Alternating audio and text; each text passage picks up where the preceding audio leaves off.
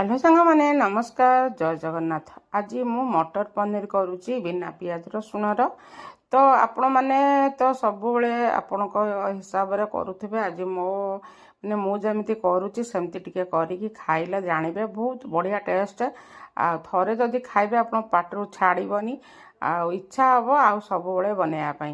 देखु कैप्सिकम मटर आलू टे गाजर सब है छोट छोट कर काट देची। तापर पनीर भाजी दौची। पनीर भाजिकी ताको कौन करना मु पानी रे ताको पकईदबा कहीं पानी न पकईदेले से टाण हो जीव।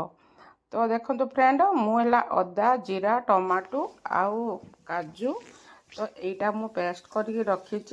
तो देखो यहाँ आलू आ गाजरटा आगे भाजीदेली टिके माने गोल्डन ब्राउन हो गला परे तापरे आमे कैप्सिकम पकईदबा तापरे मटर पकईदबा फ्रेंड तापरे मसला कषिदबा।